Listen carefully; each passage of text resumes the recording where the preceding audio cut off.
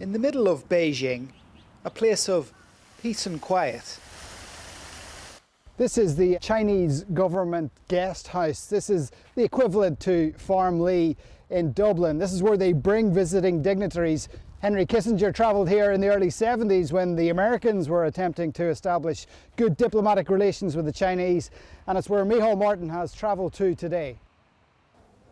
To meet this man.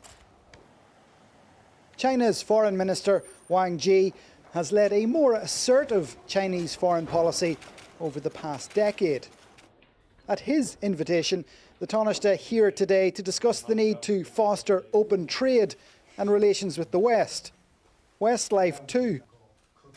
On the cultural level, you'll be glad to hear that Riverdance is coming back in November, a great dancing company, and Westlife had a great tour here also. But there was serious talk about the evolving relationship between China and Europe.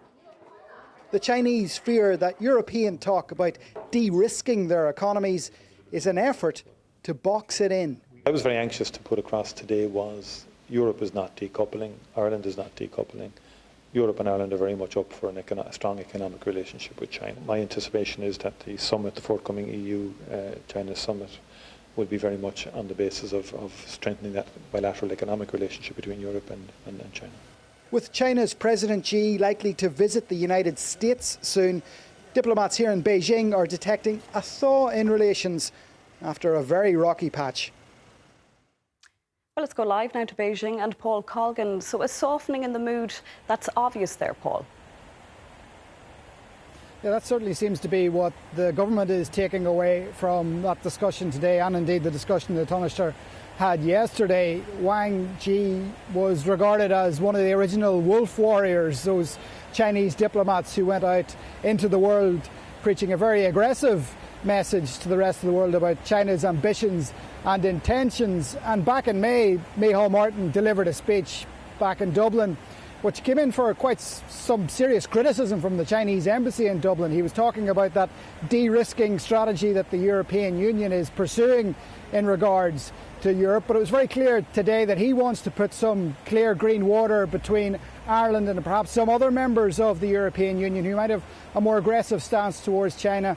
He was telling the Chinese here that the Irish economy depends on globalisation. It's a small, open economy, and we want to further ties with China, not cut them off. He said that's not what Ireland's strategy was about. He said we'd learned during COVID and indeed during Brexit that you can't be over-concentrated in one market. Your supply chains can't be based in one particular part of the world, or you may well get caught out. And it seems that that message was received quite well. Also, of course, there was talks here today about what's happening in the Middle East. Ireland and China both voted for a United Nations General Assembly resolution calling for a ceasefire in Gaza, so there's agreement there. The Tánaiste just a short time ago was delivering a speech to a business dinner hosted by the Embassy of Ireland here. He says trade between China and Ireland at the moment is worth around €40 billion a year. The government wants to grow that to €100 billion a year. So whilst this is all going on, the Chinese president is preparing to travel to the United States in a week or two's time, where he'll meet with Joe Biden. So it certainly seems that China have pulled back from what was quite a tense period of time earlier in the year. You may remember that balloon incident, the balloon that was shot down in the United States, and the tensions that existed then. Ireland, it seems, is part now of that equation whereby China is talking to the rest of the world and it wants to talk to China. OK, Paul, live in Beijing. Thank you very much for that.